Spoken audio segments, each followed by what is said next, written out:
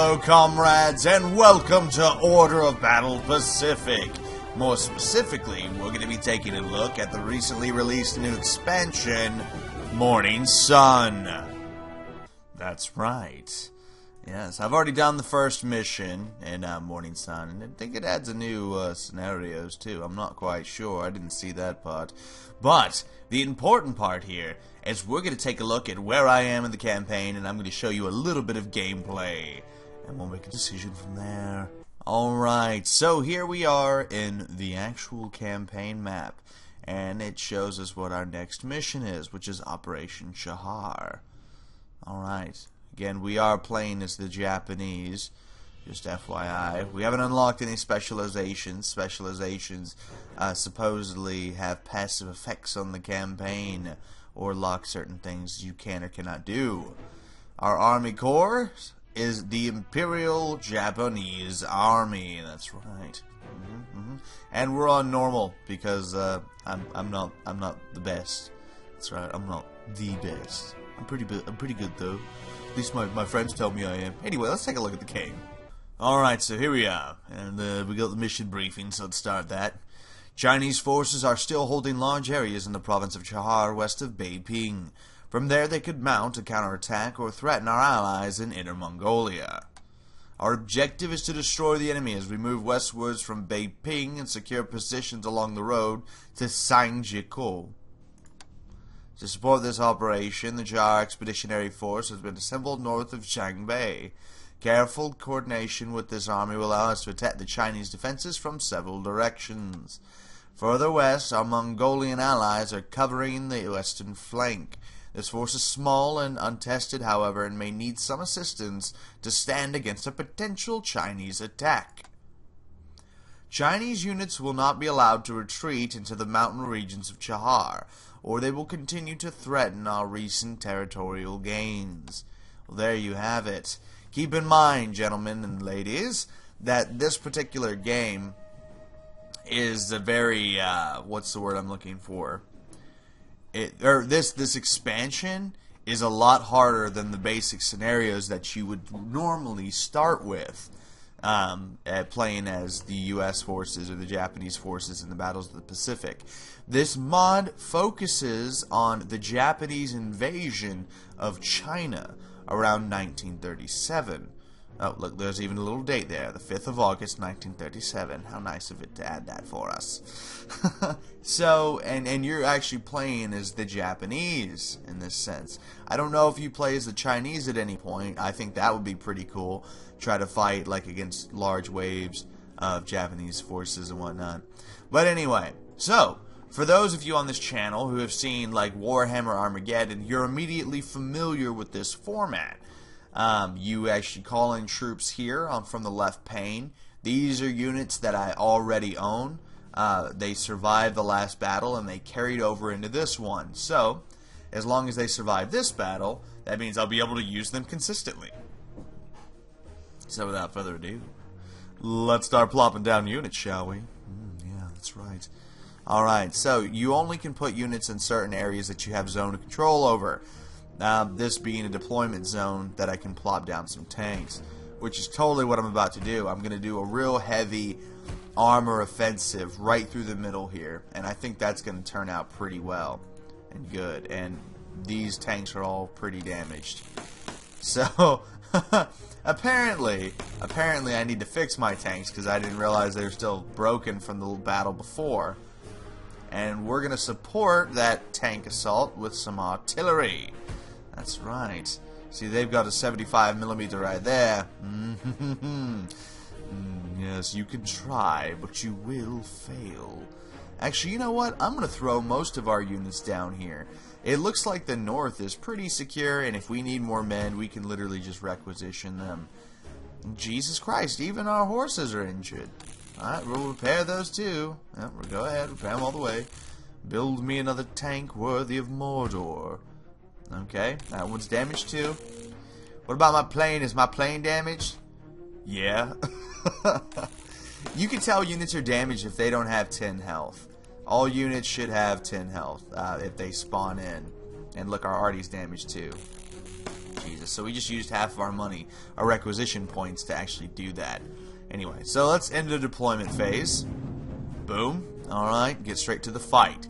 So, now that the deployment phase is over, we can move up these troops we have here. We're going to move these infantry down the road. So if we look here, we can see that we can dish out 2 damage, but we will take 1 casualty. I love the animations in this game. I wish they would do this with Warhammer Armageddon, like add in these nice little fighting animations. Simple, but I like them. I like them. And that's actually something else I want to point out too. This is a very beautifully made map. I love this map. It looks great. Absolutely. Alright, so what we're gonna do? What we're gonna do? Well, I guess we'll get the artillery. Fire on that position! Boom! Yeah, that's right. Take it, you dirty whores. Alright, and we're gonna move. I guess we'll just move our tanks up. Move them up. Move them up. Get on the road.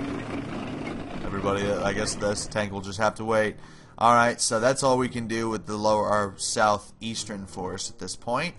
But we still have our main army that we're gonna move down. That's right. We're gonna move very, very carefully. As we can see, there's an extent of the Great Wall passes through here. Right. So, Zhangjikou is our target, and Kongzhuozhuang is another one, I guess, that we should be looking towards. So we're gonna move our army down. We're gonna move it all down. We're gonna keep a majority of it off the road just in case. Look at my little truck wrapping around. And we'll move this heavy infantry into the front there. Maybe the Mongolian forces should go for Nanhualjian. I'm thinking. That seems like a logical maneuver. Yeah, let's do that. We'll move west. Hopefully I didn't open up too big of a pocket for the Chinese to just walk right through. I still have units that haven't moved. Oh my. Oh, I forgot about my airplane. Fly! Fly, airplane. Yes. Alright. What else hasn't moved? Oh, more airplane. So airplanes operate the same as everything else. You fly them over, and you bomb them, but they get to move once afterwards. So we can move them out that way a little bit. Airplanes do have fuel, though. You see this right next to their health. That means he will last for 11 more turns before he will crash. So, the best way to solve that issue is have an airfield. As you can see, we have an airfield right down here. Nanyuan Airfield, right at the bottom right. Basically, you'll fly the airplane over and you land him, and yeah, he's good to go. Alright, we're going to wait. Alright, so there's the end of the turn. Now it's the Chinese. Let's see what they do. They start with an ineffectual... That was it? Really? That's all? That's all you're gonna do? Okay. Alright. Whatever. Alright, I got this. Boom. Send them to hell, boys. Send them to hell. And then we're gonna attack. It looks like our attack allowed us to advance because the enemy force retreated back one space. Now we can take that, and we are. We're gonna move up our other infantry. We're gonna attack. And I think that was a killing blow right there.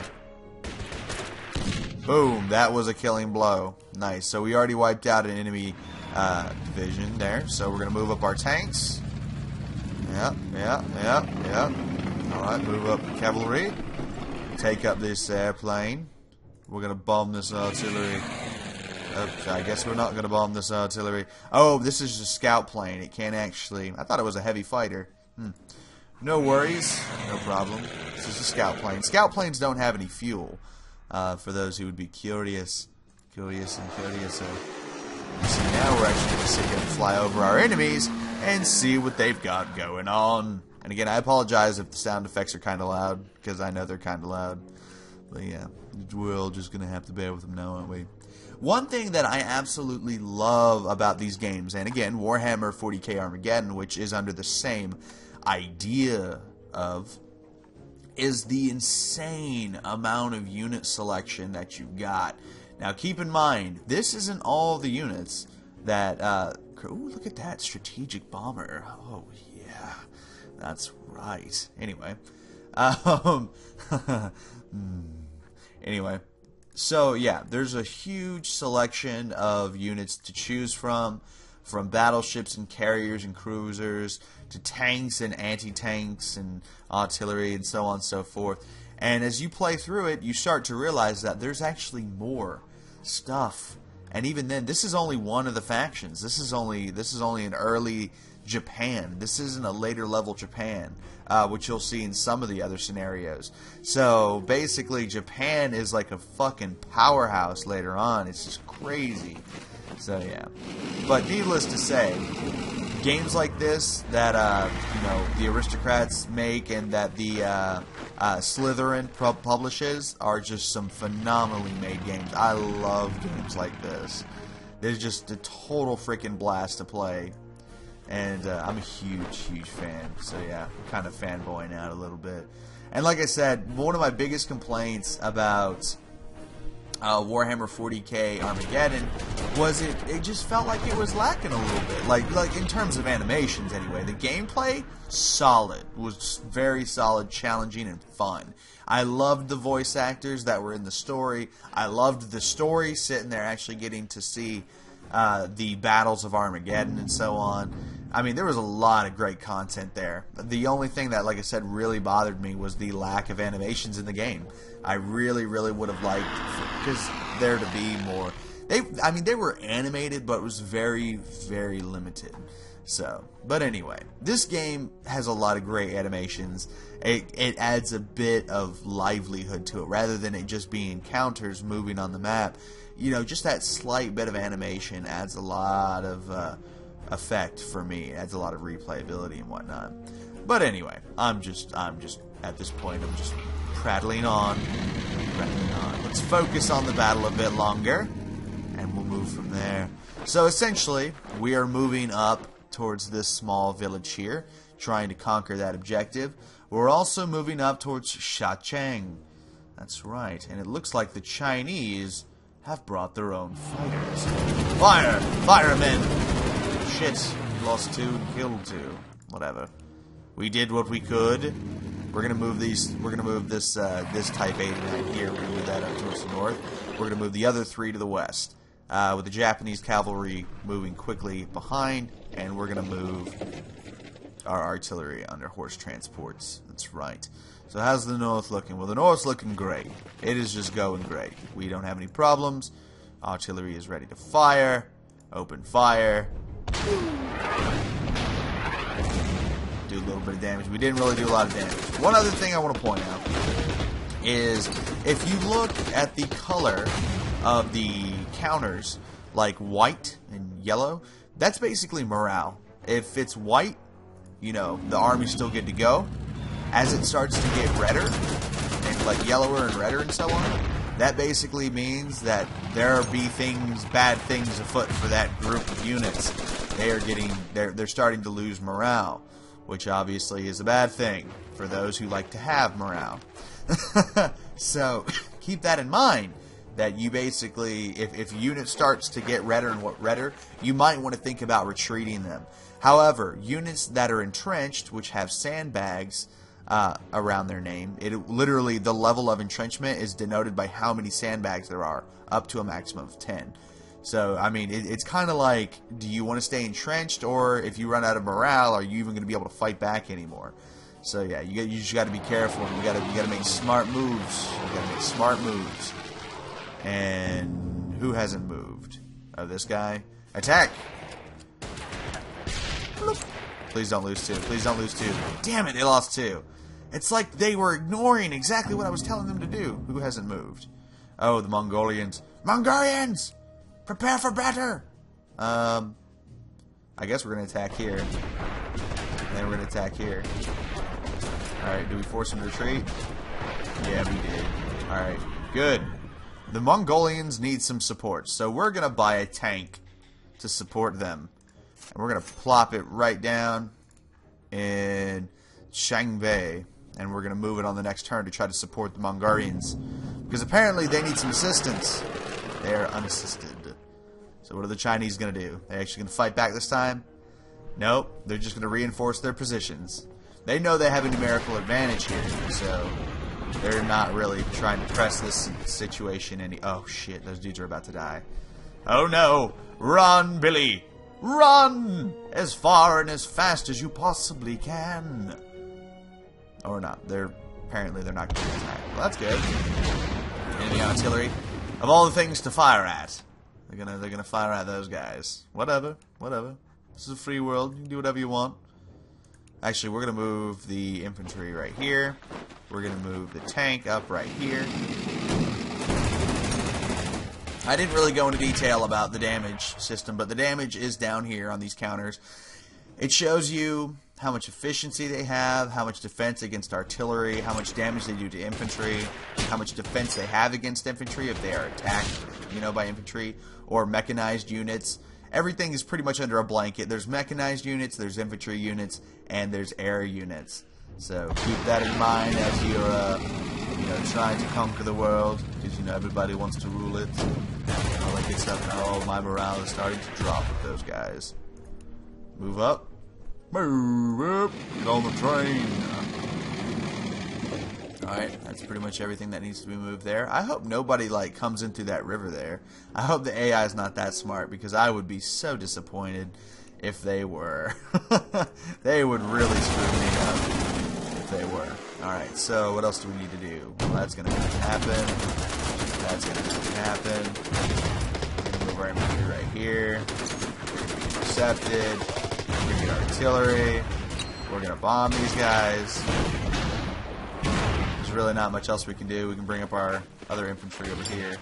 The western side. Those cities, they are literally entrenched to stop me from going right there, and that's where I need to go. Alright, well, let's get our tank up. Moving the tank out. Move it out. And we're going to have to, fresh troops. We're just going to have to fall them back all the way. Go home. Go home, Mongol cavalry. You are not ready for what they are dishing. Alright, so let's end our turn. Who hasn't moved? My airplane. Of course it hasn't. We'll keep it right here so it can tell me if anything's going on. Looks like there's some anti-aircraft right there, so we got to steer clear of that region. And I'm good. Everybody else has moved that needs to move. Except for maybe those guys up there. Did I attack with those? I don't remember. See, this is why you have to pay very close attention to what you're doing, because you will forget, and you will make mistakes. That's right. That is right. Executing actions. The Chinese are surrounding my Mongolians. This is not good. This is not good at all. Oh, friggin' Christ! We just took 3 casualty and only dished out 1. Well, we might lose that group. I hope we don't. There's a strong possibility of it happening. Run, boys! Run while you still have the chance. Alright, so... Where's my airplane? Where's my other airplane? There he is. Attack the enemy fighter. Nice, do that damage. Alright. Artillery is still not in range. Move it there. Now it is. We need additional tank support. Move it up. Move it up. And we've got cavalry moving. I guess so. We are taking land and taking names. Alright. And we just conquered that little village on the right. Good. Good. The southeastern flank seems to be making more progress right now than the north, but don't worry. We've got it. We've got it under control. We've got this. Alright, see, look how low these guys' morale is now. We're really going to start dishing some damage out on them. Especially if we can force them to retreat. Which is not going to happen. They're not going to retreat. We're going to move our infantry here. We're going to be supported. We're going to bring in the cavalry here. Attack there. Attack. Ooh, look at all the damage we are dishing out. Phenomenal. Absolutely phenomenal. Alright. So let's go help the Mongolians. Jesus. Such a long walk. Uh-oh. That's not good. That's not good. Move. Heal. Heal. Okay, so yeah, I should have supported the Mongolians with more guys. I didn't help them enough. Alright, so anyway, this is Order of Battle Pacific. I hope this is a game that you're interested in. I know it's a lot of fun. I personally enjoy these types of war games, especially when there's a lot of extra effort put into it, like, like I said, the animations, the graphics, and so on. I am very, very much a fan and I am enjoying my time with it. So I highly suggest you pick up Order of Battle Pacific and the expansion Morning Sun. That's right, it's totally worth your money and totally worth your time. But then again, I'm just a lowly Commissar, what do I know? This has been Commissar, bro. Thanks so much for watching, guys, and I will see you all next time.